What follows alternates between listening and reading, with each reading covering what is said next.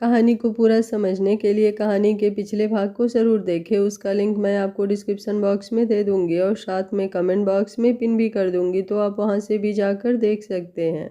उसे हंसते हुए देख स्नेहा हैरान हो रही थी। अंगद जोरों से हंस रहा था, लेकिन फिर अचानक ही उसका हंसना कम हुआ और उसकी हंसी में रोने की आवाज़ मिक्स होने लगी। स्नेहा हैरानी से उसकी तरफ देख रही थी। उसने अभी भी अंगद के गिरेबान को अपने हाथों में पकड़ा हुआ था, लेकिन अब वो गिरेबान उसके हाथ से छूटने लगा क्योंकि अंगद नीचे ज़मीन पर गिर रहा था और देखते ही देखते वो स्नेहा के सामने घुटनों के बल बैठ गया। उसे इस तरह से नीचे ज़मीन पर बैठते हुए देख स्नेहा की भी आंखें बड़ी हो गई। वो झट से उसके सामने बैठने लगी, लेकिन तभी अंगद ने उसके पैरों को पकड़ लिया और बोला, तुमसे क्या मांग रहा हूँ मैं स्नेहा? कुछ भी तो नहीं, और तुमसे तुम्हारा तो कुछ मांगा ही नहीं। तुम कहती हो ना कि तुम मुझे दिखा दोगी कि तुम भी स्नेहा अंगद मित्तल हो, तो ठीक है, मैं मान गया। हाँ, तुम हो स्नेहा अंगद मित्तल, मुझसे भी ज़्यादा ज़िद्दी और मुझसे भी ज़्यादा घमंडी, मुझसे भी ज़्यादा पावरफुल। आखिर वो इंसान पावरफुल कैसे नहीं होगा जिसने अंगद मित्तल से उसकी दुनिया छीन ली? तुम्हें लगता है ना कि ये सब मैं घमंड में कर रहा हूँ? मैं बहुत बुरा बाप हूँ, मुझे मेरे बच्चे की फिक्र नहीं है। लेकिन ऐसा नहीं है स्नेहा, ऐसा नहीं है। ये बोलते हुए उसने स्नेहा की तरफ देखा और उसकी आंखों से इस वक्त बेहिसाब आंसू गिर रहे थे जो उसके गालों से लुढ़क रहे थे, और उन आंसुओं को देखकर स्नेहा का दिल धक सा रह गया। उसे अंगद पर इस वक्त हद से ज्यादा गुस्सा आ रहा था, लेकिन अब उसे इस हालत में देखकर उसका दिल तड़प उठा। वो तुरंत नीचे जमीन पर बैठी। अंगद ने अचानक ही उसका चेहरा अपने हाथों में थाम लिया और मुस्कुराते हुए उसकी तरफ देखकर बोला, तुम्हें पता है मुझे प्यार पर बिल्कुल यकीन नहीं था। मेरी शादी जब तनुश्री से नहीं हुई थी तो मैं प्यार जैसी चीज़ों पर बिल्कुल विश्वास नहीं करता था। घर वालों ने कहा कि शादी करनी है, बेशक से नाम की ही सही, लेकिन शादी कर लो। मैंने कर ली, ये सोच कर कि अगर सही लगा तो ठीक है, वरना डिवोर्स ले लूँगा। लेकिन जब तनुश्री मेरी लाइफ में आई तो उसने मुझे बदल दिया, मेरे यकीन को बदल दिया। मेरी सुबह जब उसको देखकर शुरू होने लगी और दिन उसे देखते हुए ख़त्म, तो ऐसा लगा जैसे वही मेरी दुनिया बन गई। बहुत प्यार करती थी वो मुझसे और मैं उससे। और फिर मेरी दुनिया में आया संगम। जब तनुश्री प्रेग्नेंट थी ना, तो वो अक्सर मुझसे सवाल करती थी कि मैं ज़्यादा प्यार किसे करता हूँ, तनुश्री से या फिर अपने होने वाले बच्चे से। तो मैं हमेशा उससे यही कहता कि मेरा पहला और आखिरी प्यार हमेशा मेरी तनुश्री है। लेकिन वो मुझे छोड़कर चली गई। कहा था उससे मैंने कि मैं उसके बिना नहीं जी पाऊंगा, लेकिन फिर भी वो चली गई, जिसे देखकर मेरा दिन शुरू होता था। जब वो मुझे दिखाई देना बंद हो गई तो जैसे मेरा दिन शुरू होना ही बंद हो गया। मैं पूरा पूरा दिन कमरे में बंद रहता। अगर कमरे से बाहर निकलता तो बस सीधा ऑफिस जाता और अपना काम खत्म कर घर वापस आ जाता। मैं इस कदर टूट गया था कि मैंने संगम का चेहरा भी 6 महीने तक नहीं देखा। आखिर देखता भी कैसे? मेरा पहला प्यार तो मेरी तनुश्री थी ना, तो वही चली गई तो दुनिया में मेरे लिए कुछ रह ही नहीं गया था। लेकिन फिर मैं गया संगम के पास क्योंकि उसे ज़रूरत थी मेरी। जब उसका चेहरा देखा तो ऐसा लगा जैसे दुनिया में अभी भी बहुत कुछ है। मैं गया था जब संगम के पास तो उसे मेरी ज़रूरत थी, लेकिन फिर वो मेरी ज़रूरत बन गया। अब ऐसा लगता है जैसे अगर संगम एक पल के लिए भी मुझसे दूर हुआ तो मैं मर जाऊंगा। मैं उससे बहुत प्यार करता हूँ स्नेहा। मैंने तनुश्री को खो दिया, लेकिन मैं संगम को नहीं खोना चाहता। तुम मुझ पर गुस्सा करती हो, लेकिन मुझे भी तो समझने की कोशिश करो स्नेहा। मैं तुम्हारे आगे हाथ जोड़ता हूँ। तुम मुझसे जो मांगोगी मैं तुम्हें देने को तैयार हूँ। पूरी मित्तल प्रॉपर्टी ले लो, मेरा नाम जितना कुछ भी है वो सब तुम अपने नाम करवा लो। मैं कुछ भी नहीं लूँगा, बस चुपचाप संगम को अपने साथ लेकर यहाँ से दूर चला जाऊँगा। बस मेरा संगम मुझे दे दो। मेरा जो बच्चा मुझे देखकर अपनी आंखें खोलता था, अब वो मुझे देखना नहीं चाहता। अभी इससे बड़ा प्रूफ मैं तुम्हें क्या दूं कि तुमने मुझसे मेरा संगम छीन लिया। अगर तुम मेरा गुरूर तोड़ना चाहती हो तो ठीक है, मान ली मैंने हार। ये अंगद मित्तल तुम्हारे कदमों में अपना सर रखता है, बस इसे इसका संगम दे दो। ये बोलते हुए अंगद सच में झुकने लगा था। स्नेहा, जिसकी आंखों से आंसू बेइंतहा बह रहे थे, उसने तुरंत अब अंगद का चेहरा अपने हाथ में थाम लिया। लेकिन फिर भी वो पूरी तरह से अंगद को पकड़ नहीं पाई और अंगद ने अपना सर उसकी गोद में रख दिया। उसकी आंखों से आंसू अभी भी बह रहे थे और स्नेहा उसके आंसुओं को साफ कर रही थी। अंगद अपनी पलकें झपकाते हुए ही स्नेहा को देख रहा था और फिर धीरे धीरे उसकी आंखें बंद हो गई। शराब के नशे में या फिर उसने 2 दिन से कुछ खाया नहीं था इसलिए, लेकिन अंगद की आंखें बंद हो चुकी थी और स्नेहा ने उसका चेहरा कसकर अपने सीने में समेट लिया था। वो बुरी तरह रोए जा रही थी और अंगद तो रोकर चुप हो गया था, लेकिन उसके आंसू पोंछने वाला भी कोई नहीं था। वो अंगद की तरफ देखते हुए बोली, मुझे नहीं पता था अंगद जी कि आपके दिल में ये डर इस कदर बैठा हुआ है। अगर पता होता तो मैं कभी संगम को तब तक अपने करीब नहीं आने देती जब तक मैं आपका विश्वास नहीं जीत लेती। लेकिन अब मुझे भी समझ नहीं आ रहा कि मैं क्या करूं। मैं नहीं जाऊंगी आपको छोड़कर, अपने संगम को छोड़कर। मुझे नहीं पता आप किससे ज़्यादा प्यार करते हैं, अपनी तनुश्री से या फिर संगम से, लेकिन मैं आप दोनों से बहुत प्यार करती हूँ और मैं आप दोनों के बिना नहीं रह सकती। ये बोलकर वो पूरी तरह से अंगद के चेहरे पर झुकी और उसे बेतहाशा चूमने लगी। उसकी आंखों से बहते हुए आंसू अंगद की पलकों और उसके गालों पर ठहरे आंसुओं से मिल रहे थे। कुछ देर बाद स्नेहा अंगद के चेहरे को देख रही थी और सोच रही थी कि अब आगे क्या। वो अंगद को भी तकलीफ नहीं देना चाहती थी, लेकिन वो खुद संगम से भी दूर नहीं जाना चाहती थी और इतना तो उसे समझ आ गया था कि वो अंगद से लड़ नहीं सकती। अगर अंगद से लड़कर उसने अंगद को हरा भी दिया तो ये हार अंगद की नहीं बल्कि उसकी खुद की होती और इसमें सबसे ज़्यादा तकलीफ संगम को ही पहुंचती। इसलिए अब उसे वो बीच का रास्ता निकालना था जिससे अंगद भी खुश रहे, स्नेहा भी खुश और संगम भी खुश। और ये सब सोचते हुए वो बस अंगद की तरफ देख रही थी, पर कब उसे देखते हुए ही स्नेहा को खुद नींद आने लगी, उसे पता ही नहीं चला।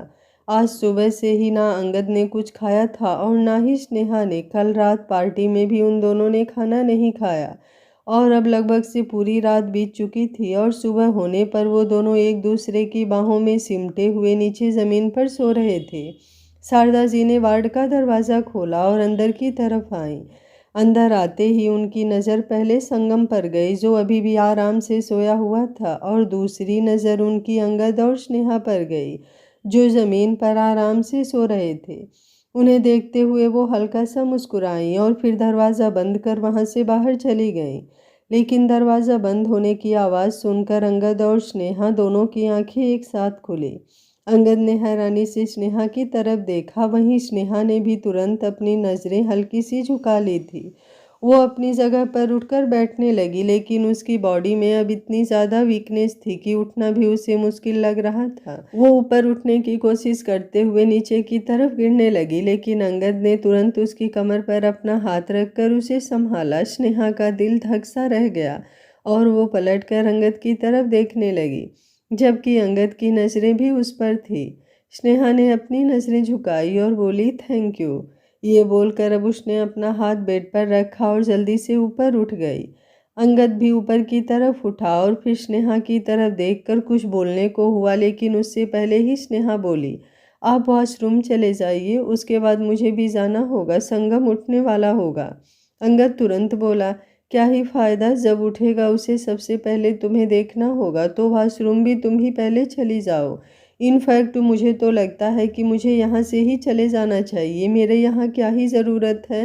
ये बोलकर वो बाहर दरवाजे की तरफ जाने लगा, लेकिन स्नेहा ने झट से उसका हाथ पकड़कर उसे रोक लिया और बोली, मुझे आपसे कुछ बात करनी है अंगद जी, प्लीज़ 5 मिनट मेरी बात सुन लीजिए, उसके बाद आप जो कहेंगे मैं करने को तैयार हूँ। अगर आप मुझसे डिवोर्स भी मांगेंगे तो मैं भी वो भी आपको दे दूँगी, बस 5 मिनट मुझे दे दीजिए। अंगद उसकी बात सुनकर हैरान हुआ, क्योंकि अब तक तो स्नेहा इसी जिद पर अड़ी थी कि वो अंगद को डिवोर्स नहीं देगी, बेशक से फिर अंगद उसे अपनी सारी प्रॉपर्टी क्यों ना दे दे। अंगद ने एक गहरी सांस ली और बोला, ठीक है। ये बोलकर वो तुरंत वॉशरूम की तरफ बढ़ गया। स्नेहा ने उसे जाते हुए देखा और हल्का सा मुस्कुराई। उसने एक नज़र अब संगम की तरफ देखा और मुस्कुराते हुए बोली, जरूरी तो ये है ना संगम बेटा कि मैं आपके पास रहूं, अब सारा दिन आपके साथ रहूं, ये तो ज़रूरी नहीं है ना। ये बोलते हुए उसके चेहरे पर मुस्कुराहट तैर रही थी, लेकिन फिर अंगद के बारे में सोचते हुए वो मुस्कुराहट फीकी पड़ गई, क्योंकि उसे नहीं लग रहा था कि अंगद उसकी बात मानेगा। लेकिन इसके अलावा उसके पास और कोई ऑप्शन भी नहीं था। कुछ ही देर में अंगद वॉशरूम से बाहर आया तो उसकी नज़र स्नेहा पर गई, जो शारदा जी के साथ खड़ी थी। शारदा जी उनके लिए चाय कॉफ़ी वगैरह लेकर आई थी। स्नेहा ने जब अंगद को देखा तो वो हल्का सा मुस्कुराते हुए बोली, सासू माँ, पहले आप अंगद जी को कॉफ़ी दे दीजिए, क्योंकि अभी तो मुझे वॉशरूम जाना है ना, मैं बस 5 मिनट में आती हूँ। ये बोलकर वो वॉशरूम की तरफ आई, जहाँ अंगद दरवाजे पर ही खड़ा था। वो अंगद की तरफ देखते हुए बोली, पहले आप कॉफ़ी पी लीजिए, उसके बाद हम बात करते हैं। ये बोलकर वो हल्का सा मुस्कुराई और फिर अंदर की तरफ चली गई। अंगद के चेहरे पर अजीब से एक्सप्रेशंस थे। वो वहाँ सोफे की तरफ आया जहाँ शारदा जी खड़ी थी। शारदा जी ने टेबल पर कॉफ़ी का कप रखा और साथ में कुछ बिस्किट्स रखते हुए बोली, तुम ये कॉफ़ी पियो, तब तक संगम भी उठ जाएगा, फिर तुम उसे अपने हाथों से दूध पिला देना। अंगद ने उनकी बात पर कुछ रिएक्ट नहीं किया और चुपचाप कॉफ़ी का कप उठा लिया। जब तक उसकी कॉफ़ी खत्म हुई तब तक स्नेहा भी वॉशरूम से बाहर आ गई थी। सोफे के पास आते आते वो अचानक से ही रुकी। उसकी नज़र संगम पर गई। उसका बहुत मन था संगम के पास जाने का, उसे दुलारने का, उसे प्यार से उठाने का, लेकिन हल्का सा मुस्कुरा कर वो सोफे पर अंगद के साथ आकर बैठी और शारदा जी की तरफ देखते हुए बोली, सासू माँ, आप नाश्ता भी लाई हैं ना, क्योंकि डिस्चार्ज तो संगम को शायद दोपहर के बाद मिलेगा ना। अंगद तुरंत बोला, बिल्कुल भी नहीं, अभी कुछ देर में संगम को डिस्चार्ज मिल जाएगा। अब उसका फीवर उतर चुका है और उसकी तबीयत में भी सुधार है, तो हॉस्पिटल में रहने का कोई फ़ायदा नहीं है। उसकी बात सुनकर स्नेहा मुस्कुराई और बोली, ठीक है अंगद जी, जैसा आपको सही लगे। शारदा जी मुस्कुराते हुए बोली, तुम ये चाय पियो, मैं अभी 10 मिनट में आती हूँ। ये बोलकर वो वहाँ से चली गई और अंगद ने अब एक गहरी नज़र से स्नेहा की तरफ देखा और बोला, क्या कहना चाहती थी तुम? जल्दी कहो, उसके बाद मुझे संगम को लेकर घर जाना है। स्नेहा मुस्कुराते हुए बोली, चले जाइएगा अंगद जी, मैंने आपको कब मना किया? पहले मेरी बात तो सुन लीजिए। अंगद के चेहरे पर सवालिया एक्सप्रेशंस आ गए। स्नेहा हल्का सा मुस्कुराते हुए बोली, मुझे मित्तल मेंशन ले चलिए। अंगद इतनी सी बात सुनकर ही गुस्से से लाल होने लगा। स्नेहा मुस्कुराई और बोली, इस बार ना मैं आपकी बीवी बनकर जाऊंगी और ना ही संगम की माँ बनकर। मैं बस यूं ही वहाँ पर जाऊंगी, बिना किसी रिश्ते के और बिना किसी रिस्पॉन्सिबिलिटी के। संगम मुझे अपने पास चाहता है, लेकिन ज़रूरी तो नहीं कि मैं हर वक्त उसके साथ ही रहूंगी। मैं आपसे वादा करती हूँ अंगद जी कि मैं उससे दूरी बनाकर रखूंगी। जब वो मेरे पास आता है तो हम दोनों के बीच नज़दीकियाँ बढ़ती हैं ना, लेकिन मैं आपसे वादा करती हूँ कि मैं उसे अपने पास आने ही नहीं दूंगी। हमेशा खुद को किसी किसी चीज़ में बिजी रखूंगी, ताकि उसे मैं दिखाई तो दूं, लेकिन वो मेरे साथ वक्त ना बिता पाए। और अगर कभी मुझे संगम के पास 5-10 मिनट के लिए जाना भी होगा तो मैं आपकी इजाज़त लेकर ही जाऊंगी। मैं आपसे वादा करती हूँ कि मैं उसे आपसे दूर करने की कोशिश बिल्कुल नहीं करूँगी। संगम मुझे अपनी माँ मान चुका है, ऐसे में वो मेरे साथ रहना चाहता है। अगर मैं उसे छोड़कर गई तो उसे बुरा लगेगा और उसे लगेगा कि आपने मुझे उससे दूर किया है। लेकिन जब मैं उसके साथ रहूँगी तो उसके दिल में इस तरह की कोई बात नहीं आएगी। अंगद उसे गौर से देख रहा था, जैसे समझने की कोशिश कर रहा हो कि स्नेहा की बातों का मतलब क्या है और अगर वो उसकी बात मानता है तो आगे क्या होगा और क्या नहीं। स्नेहा उसकी तरफ देखते हुए बोली, आपको डील करना अच्छा लगता है ना अंगद जी, एक बार ये डील करके देखिए। इतना तो विश्वास दिलाती हूँ मैं आपको कि इस डील से आपका कोई नुकसान नहीं होगा। होगा वही जो आप चाहते हैं। और अगर आपको लगे कि मैं अपनी बातों से मुकर रही हूँ या फिर अपनी मर्जी से मित्तल मेंशन रह रही हूँ, तो बेशक से आप मुझे उसी वक्त घर से बाहर निकाल दीजिएगा। उसकी बात सुनकर अंगद ने कुछ नहीं कहा, बस चुपचाप अपनी जगह से उठा। स्नेहा उम्मीद भरी नज़रों से उसे देख रही थी, लेकिन अब जब अंगद दरवाजे की तरफ बढ़ गया तो उसकी उम्मीदें टूटने लगी। उसकी हार्ट बीट स्किप होने लगी, उसकी आंखों में भी नमी तैर गई थी। वो बेचैन होकर बोली, कम से कम जवाब तो दे दीजिए अंगद जी। उसका सवाल सुनकर अंगद ने पलटकर उसकी तरफ देखा और बोला, कुछ ही वक्त में संगम को डिस्चार्ज मिल जाएगा, तुम हमारे साथ घर ही चलना। उसकी बात सुनकर स्नेहा के होठों पर मुस्कुराहट और आंखों में आंसू दोनों एक साथ आ गए। इस वक्त उसे ऐसा लग रहा था जैसे ना जाने उसे दुनिया जहाँ की खुशियाँ मिल गई हो। लेकिन अगले ही पल अंगद थोड़ा सख्ती से बोला, लेकिन याद रहे अभी जो तुमने मुझसे बातें कही है वो सारी रियल होनी चाहिए। ये नहीं कि यहाँ पर कुछ और घर जाते ही फिर से पलट जाओ और फिर एक बार फिर से वही हरकत करने लग जाओ जिनसे मुझे सख्त नफरत है। मित्तल मेंशन जाने के बाद बेशक से तुम कुछ भी करना, बस मेरे संगम को मुझसे दूर करने की कोशिश मत करना। ये बोलकर अंगद वहां से जाने लगा। स्नेहा झट से बोली, ये कोशिश अब मैं बिल्कुल नहीं करूंगी अंगद जी, आप मेरी तरफ से बेफिक्र रहिए। उसकी इस बात पर अंगद के कदम एक पल के लिए रुक गए, लेकिन अगले ही पल वो बाहर की तरफ चला गया और स्नेहा ने अपनी आंखें बंद कर ली और एक गहरी सांस ली। जब उसकी आंखें खुली तो उसकी आंखों का रंग एकदम गहरा लाल था और उनमें से आंसू लुढ़क रहे थे, लेकिन अभी भी उसके होठों पर एक मुस्कुराहट बरकरार थी। वो संगम की तरफ देख रही थी जो अभी भी सोया हुआ था और अब वो संगम के पास आई और उसके बालों को सहलाने लगी। लेकिन जैसे ही संगम ने अपनी आंखें खोलनी शुरू की, स्नेहा तुरंत बिस्तर से उठी और बाहर की तरफ चली गई।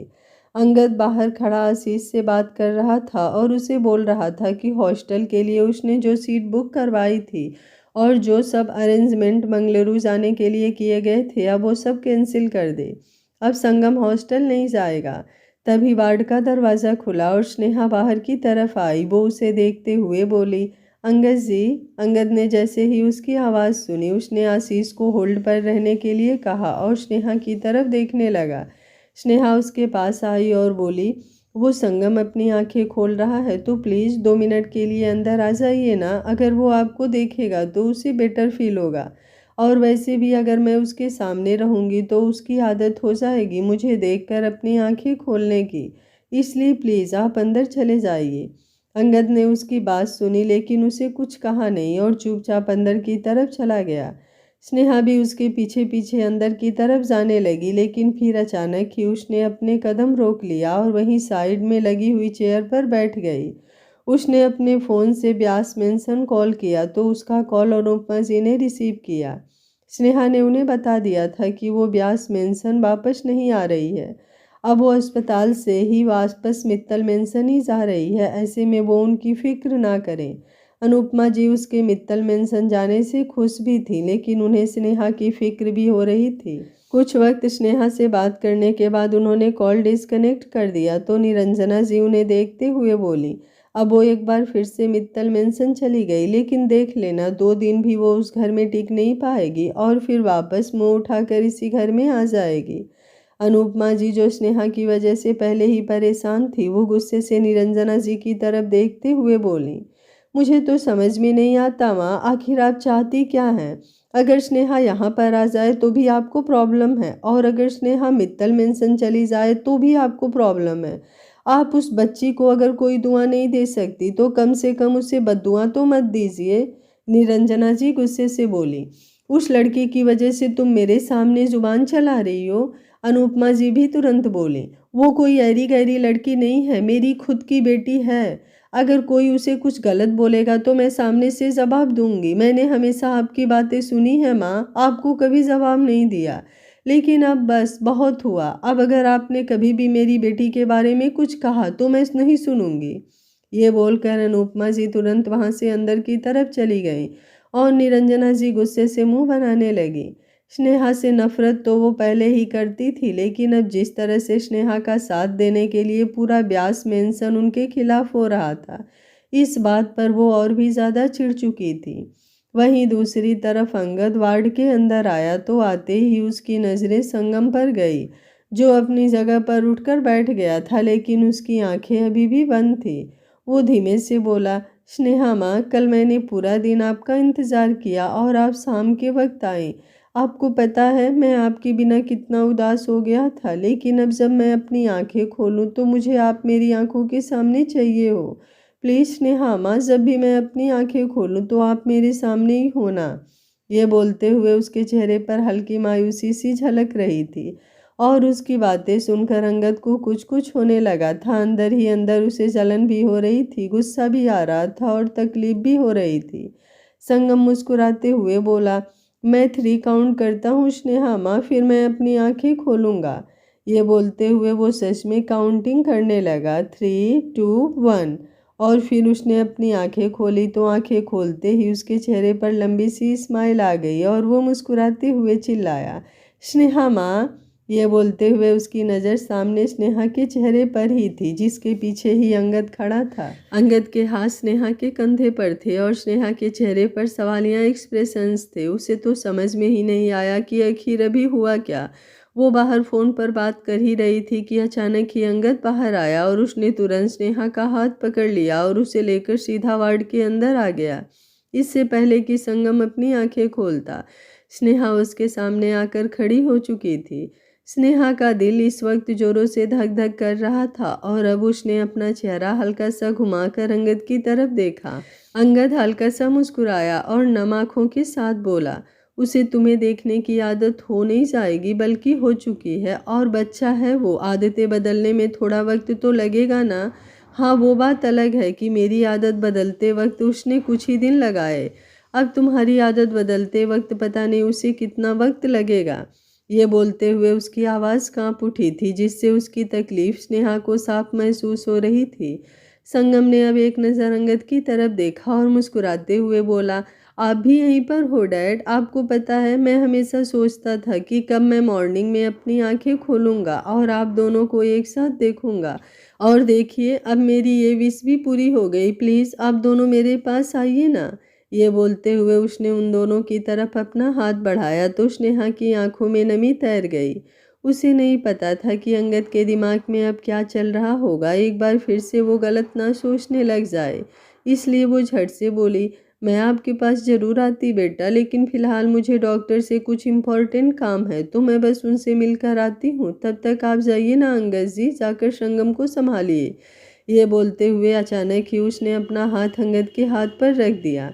अंगद ने नज़र घुमाकर उसकी तरफ देखा। वो भी समझ चुका था कि स्नेहा ये बहाना क्यों बना रही है, लेकिन जैसे ही स्नेहा यहाँ से बाहर की तरफ जाने लगी, अंगद ने उसका हाथ कसकर पकड़ लिया और उसे रोकते हुए बोला, डॉक्टर से तो तुम बाद में भी मिल सकती हो स्नेहा, पहले हम दोनों संगम के पास चलते हैं। उसकी बात सुनकर स्नेहा हैरानी से उसकी तरफ देखने लगी। अंगद उसका हाथ पकड़कर ही संगम की तरफ बढ़ने लगा तो स्नेहा भी अब संगम के पास आई। संगम के एक तरफ स्नेहा थी तो दूसरी तरफ अंगद। संगम मुस्कुराते हुए बोला, आप दोनों मुझे एक साथ किस करो ना।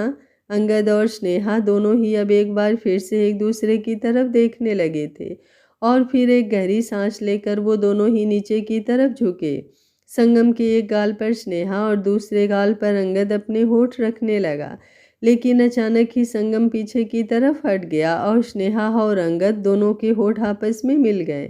स्नेहा एकदम शॉक्ड रह गई और अंगद भी सुन्न रह गया। वहीं संगम खिलखिलाकर हंसने लगा। वो हंसते हुए बोला, या मैंने मॉम डैड का पैचअप करवा दिया। उन दोनों के बीच लड़ाई चल रही थी, लेकिन अब मैं उनकी लड़ाई को सॉल्व कर दी है। मैंने उन दोनों का पैचअप करवा दिया और दोनों एक बार फिर से दोस्त बन गए। या अब मैं उन दोनों के साथ रहूँगा, मुझे किसी एक के साथ नहीं रहना पड़ेगा, है ना स्नेहा माँ, है ना डैड? ये बोलते हुए उसने एक नज़र स्नेहा और एक नज़र अंगद की तरफ देखा, जिनके होठ अभी भी आपस में मिले हुए थे और वो दोनों अपनी खुली आंखों से एक दूसरे की तरफ देख रहे थे। लेकिन अब स्नेहा तुरंत पीछे की तरफ हटी तो अंगद भी पीछे हट गया। स्नेहा की सांसें गहरी होने लगी थी। वो तुरंत बोली, मुझे मुझे सच में डॉक्टर के पास जाना है। ये बोलकर वो तुरंत वार्ड से बाहर निकल गई और अंगद अपनी जगह पर खड़ा रह गया। वो संगम की तरफ देखते हुए बोला, आप बहुत ज़्यादा शरारती हो गए हो संगम बेटा। संगम मुस्कुराया और बोला, क्या करूं डैड, मैं आपको और स्नेहा माँ को लड़ते हुए नहीं देख सकता। आप स्नेहा माँ से नाराज़ थे ना, लेकिन अब तो आपकी नाराज़गी दूर हो गई होगी। अब तो आप उनसे लड़ाई नहीं करेंगे ना, अब तो वो मुझे छोड़कर नहीं जाएंगी। अब तो हम तीनों एक दूसरे के साथ रहेंगे ना। अंगद बस उसकी बातें सुन रहा था। संगम ने उसका हाथ पकड़ा और उसे हिलाते हुए बोला, बताओ ना डैड, अब तो स्नेहा माँ हम दोनों के साथ रहेंगी ना। स्नेहा माँ बहुत अच्छी है डैड, आप एक बार उनसे दोस्ती करके तो देखिए, देखना जैसे मैं उनसे बहुत प्यार करता हूँ वैसे आपको भी उनसे प्यार हो जाएगा। उसकी ये बात सुनकर अंगद की हार्ट बीट जैसे एक पल के लिए स्किप हो गई। अपनी तनुश्री के अलावा किसी और को प्यार करने के ख्याल पर भी उसकी धड़कनें रुकने लग जाती थी। वो कुछ बोल ही नहीं पाया। उसने संगम को पूरी तरह से अपनी बाहों में समेटा और मुस्कुराते हुए बोला, आपको पता है, जब आपको फीवर हो गया था तो मुझे बहुत टेंशन हो रही थी। मैं जानता हूँ आप अपनी स्नेहा माँ से बहुत प्यार करते हो, लेकिन इसका मतलब ये तो नहीं कि आप अपने डैड का दिल दुखाएंगे। अब तो आपकी स्नेहा माँ आपके पास है ना, इसलिए आप मुझसे वादा कीजिए कि अब आप अपना पूरा ख्याल रखेंगे। अंगद की बात पर संगम तुरंत बोला, मैं आपकी हर एक बात मानूंगा डैड, लेकिन प्लीज़ आप मेरी भी एक बात मान लीजिए ना, मुझे हॉस्टल मत भेजिए। उसकी बात पर अंगद मुस्कुराया और उसके माथे को चूमकर बोला, ठीक है, नहीं भेजूंगा, लेकिन आपको भी मेरी हर एक बात माननी पड़ेगी। संगम तुरंत बोला, प्रॉमिस। ये बोलते हुए उसके चेहरे पर इस वक्त बेहिसाब खुशी झलक रही थी। अंगद की आंखें एक बार फिर से गहरी लाल होने लगी थी। उसे अपनी गलती का रियलाइजेशन हो रहा था कि संगम को हॉस्टल भेजकर वो उसे किस तरह से हर्ट कर रहा था। बेशक से उसके और स्नेहा के बीच कुछ भी हो, वो स्नेहा को गलत समझे या फिर स्नेहा सच में गलत हो, लेकिन इससे संगम की तो कोई गलती नहीं थी। लेकिन इन सब में अगर सबसे ज़्यादा किसी को तकलीफ हुई तो वो संगम को ही। एक बार फिर से अंगद ने संगम को पूरी तरह से अपनी बाहों में समेट लिया था। वहीं उन दोनों को दरवाजे से देख रही स्नेहा के चेहरे पर मुस्कुराहट थी। बेशक उसकी आंखों में आंसू थे, लेकिन इस वक्त वो खुश भी बहुत थी, ये देखकर कि वो एक बाप और एक बेटे के बीच नहीं आई। एक छोटा सा बच्चा जो अपनी फैमिली से दूर नहीं जाना चाहता, वो उसकी तकलीफ का कारण नहीं बनी। बेशक से उसे हॉस्टल भेजने वाला अंगद था, लेकिन कारण तो वो थी ना। ऐसे में उसे ऐसा लग रहा था जैसे संगम के साथ अगर अंगद कुछ गलत कर रहा था तो उसमें गलती उसकी भी है। पर वो भी अपने दिल के हाथों मजबूर थी, वो दिल जिसमें अंगद और संगम के लिए बेहिसाब प्यार था। कुछ देर बाद अंगद और स्नेहा दोनों संगम के साथ हॉस्पिटल से बाहर निकले। दोनों गाड़ी में बैठे और गाड़ी हॉस्पिटल से मित्तन मेंशन के लिए निकल गई। शारदा जी धीरज जी के साथ पहले ही हॉस्पिटल से जा चुकी थी। स्नेहा संगम को लेकर फ्रंट सीट पर बैठी थी, लेकिन संगम चलती गाड़ी में ही पीछे वाली सीट की तरफ भाग गया। स्नेहा अंगद की तरफ देखने लगी। उसे समझ नहीं आ रहा था कि अब वो क्या करे, संगम के पीछे बैक सीट पर जाए या ना जाए। लेकिन अंगद उसकी तरफ देखते हुए बोला, कोई बात नहीं, अब वो ठीक है। स्नेहा ने अपना सर हाँ में हिलाया और आगे की तरफ देखने लगी। वहीं संगम आगे की तरफ देखते हुए बोला, प्लीज़ म्यूजिक चलाओ ना, आप दोनों कोई बात तो करते नहीं हो, इसलिए मैं बोर हो रहा हूँ, प्लीज़ म्यूजिक चला दो डैड। उसकी बात सुनकर स्नेहा और अंगद दोनों ने एक साथ म्यूजिक सिस्टम की तरफ हाथ बढ़ाया। उन दोनों के हाथ आपस में टकराए तो उन दोनों ने तुरंत हाथ पीछे की तरफ खींच लिया। स्नेहा ने अपना हाथ सीट के पास रखा और अंगद ने गियर पर, जिसकी वजह से उन दोनों के हाथ एक बार फिर से आपस में टकरा गए। अंगद स्नेहा की तरफ देखते हुए बोला, तुम चला लो। स्नेहा भी तुरंत बोली, नहीं, आप चला लीजिए। अंगद गुस्से से बोला, मैं कह रहा हूँ ना, तुम चला लो। स्नेहा ने अपना सर हाँ में हिलाया और म्यूजिक चलाया तो सॉन्ग चला, ना जिया जिंदगी एक पल भी तुझसे होके जुदा, सुन जरा, बिन तेरे मुझसे नाराज था दिल, तू मिला है तो है कह रहा, मैं तो तेरे रंग में रंग चुका हूँ, बस तेरा बन चुका हूँ, मेरा मुझ में कुछ नहीं, सब तेरा। सॉन्ग सुनकर अंगद ने अपनी नज़रें स्नेहा की तरफ उठाई। वहीं स्नेहा भी उसकी तरफ देख रही थी।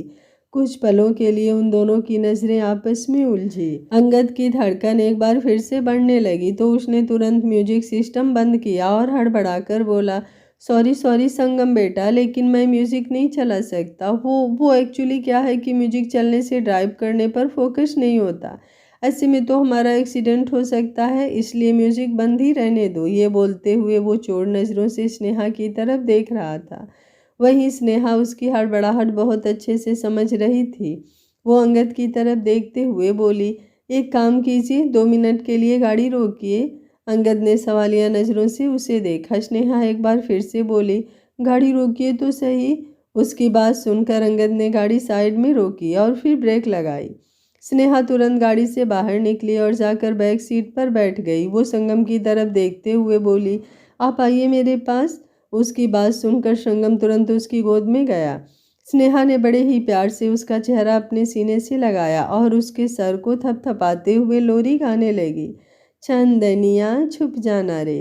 उसके मुंह से लोरी सुनते ही संगम के चेहरे पर लंबी सी स्माइल आ गई। वहीं अंगद की नजरें भी स्नेहा के चेहरे पर थी। उसके चेहरे की जो मुस्कुराहट थी वो अंगद को खुद पर से नजरें हटाने ही नहीं दे रही थी।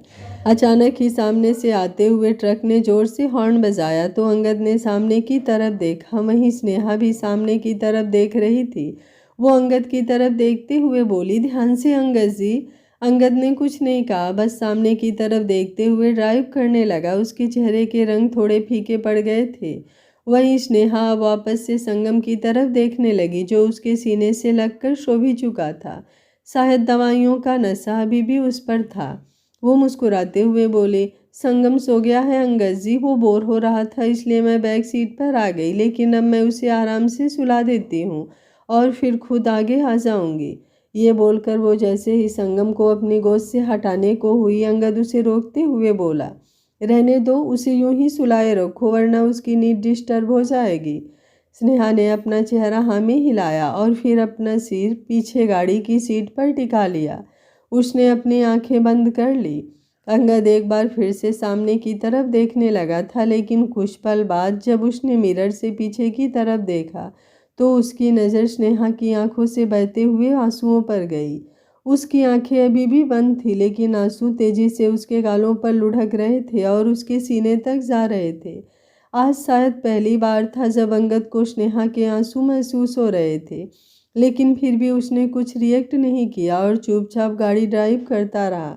कुछ ही देर में वो लोग मित्तल मेंशन पहुंचे। जैसे ही शारदा जी ने उनकी गाड़ी की आवाज़ सुनी, उन्होंने तुरंत सर्वेंट को इशारा किया तो वो सर्वेंट आरती की थाली और संगम की नज़र उतारने के लिए लाल सूखी हुई मिर्च लेकर आई।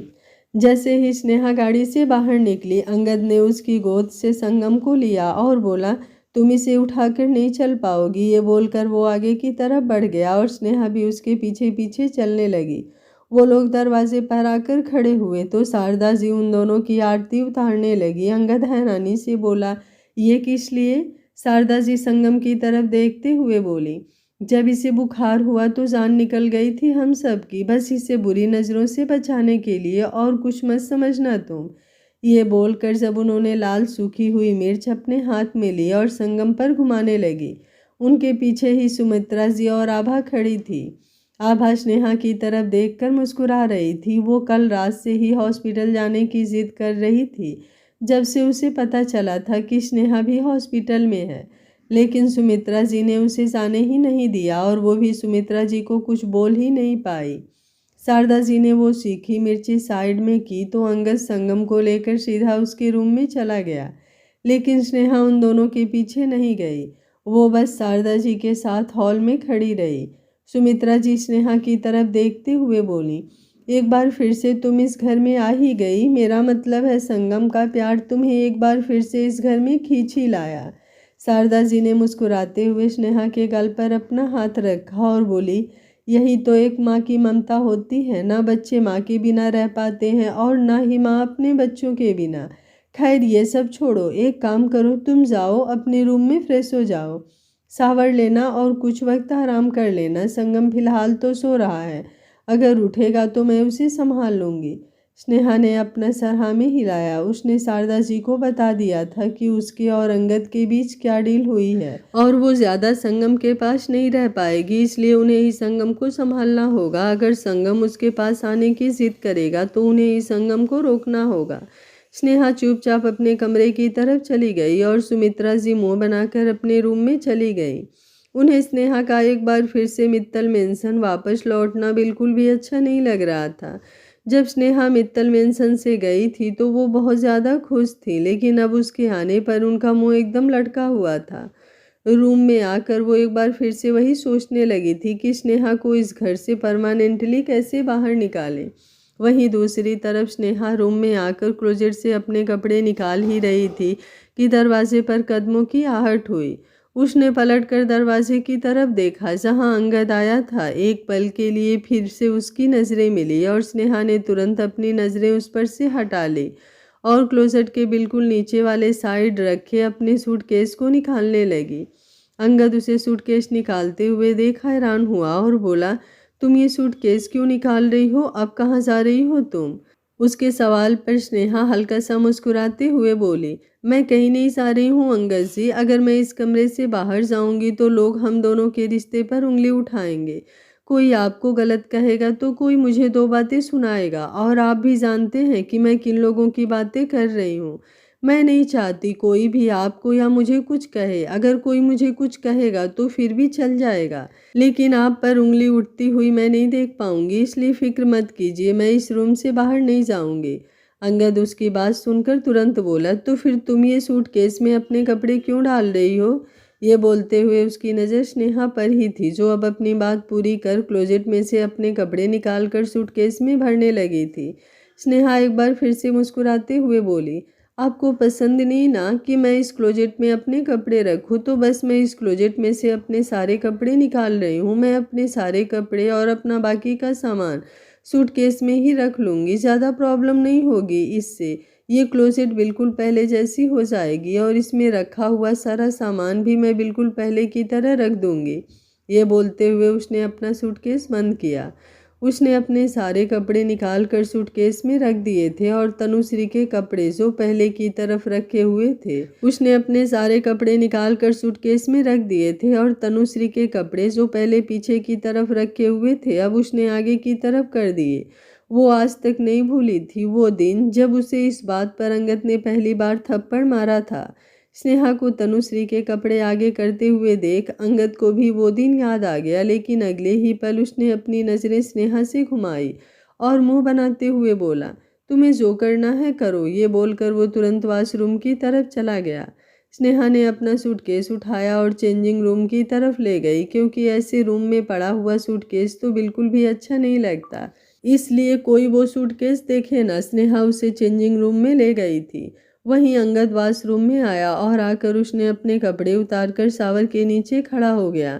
जब से संगम बीमार हुआ था तब से लेकर अब तक उसने जरा सा भी रेस्ट नहीं किया था। उसका दिमाग एकदम एग्जॉस्ट हो चुका था, इसलिए ठंडे पानी के नीचे खड़ा वो खुद को शांत कर रहा था। तकरीबन 10-15 मिनट बाद वो वॉशरूम से बाहर निकला और बाहर झांक कर देखने लगा। इस वक्त वो सिर्फ एक टॉवेल में था। वो जल्दबाजी में वॉशरूम में गया था, इसलिए अपने कपड़े तो लेकर ही नहीं गया। जब उसे बाहर स्नेहा नहीं नजर आई तो वह वॉशरूम से बाहर निकला और आकर आईने के सामने खड़ा हो गया। उसने अभी भी अपने बदन पर सिर्फ टॉवेल लपेटा हुआ था। वो आईने के सामने आकर खड़ा हुआ और अपना टॉवेल हल्का सा अपनी कमर से उतारकर अपनी कमर से ही रगड़ने लगा।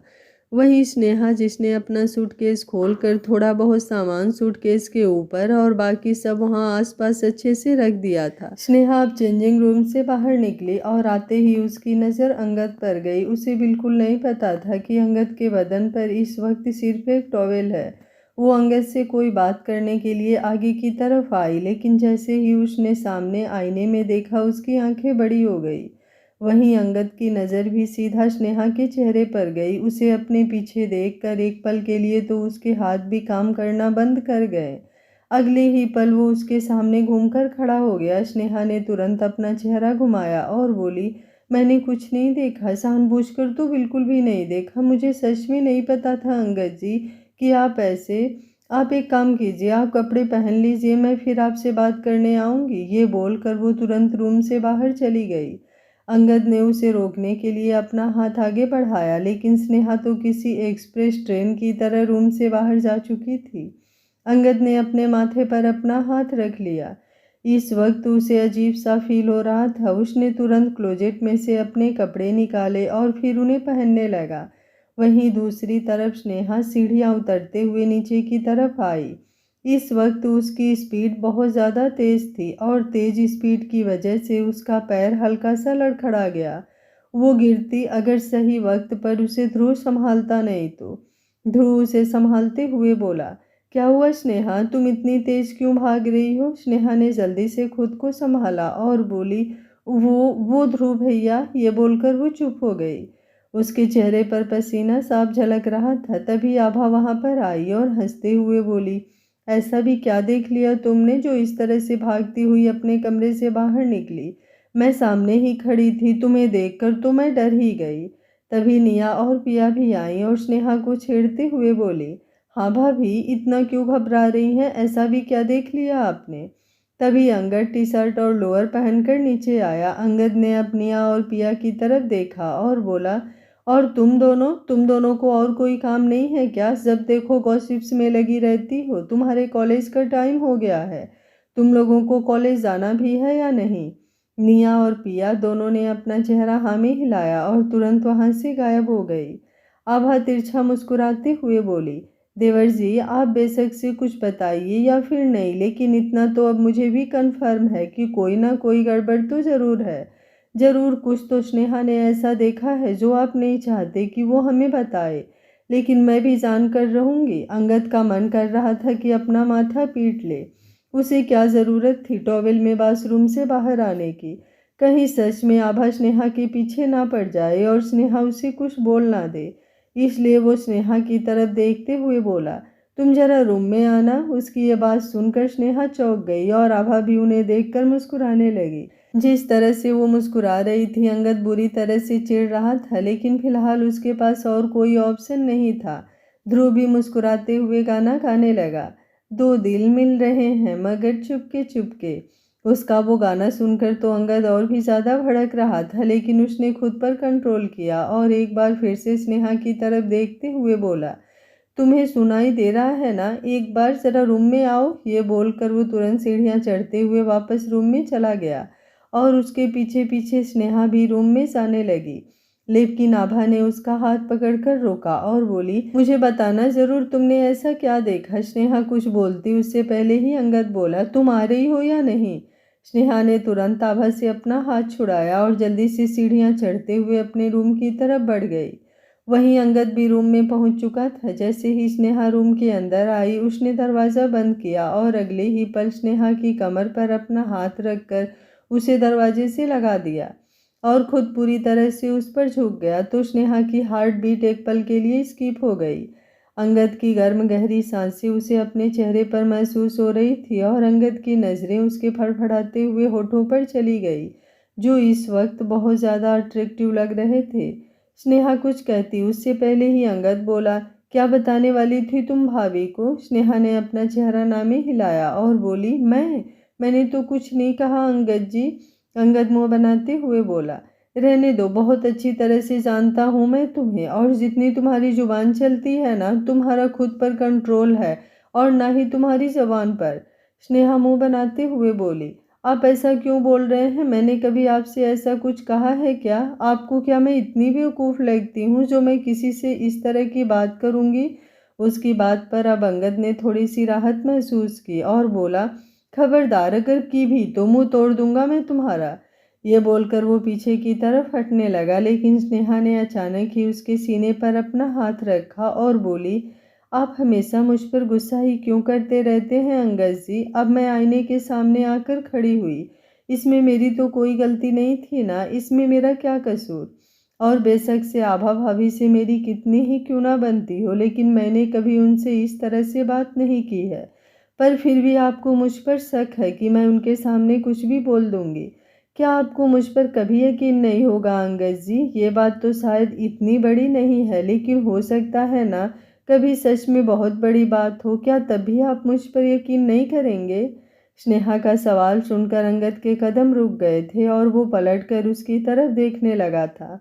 वहीं स्नेहा के एक्सप्रेशन साफ बता रहे थे कि वो कितनी बेसब्री से अंगद के जवाब का इंतजार कर रही है। अंगद कुछ पल उसे यूं ही देखता रहा और फिर बिना उसे जवाब दिए ही रूम से बाहर की तरफ चला गया। स्नेहा को समझ नहीं आया कि आखिर वो क्या महसूस करे, क्योंकि अंगद ने ना ही हाँ में जवाब दिया और ना ही ना में।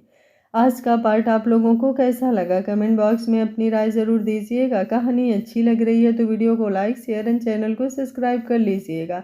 Thank you for watching. मिलते हैं कहानी के अगले भाग में। तब तक स्वस्थ रहिए, मस्त रहिए, अपना ख्याल रखते रहिए।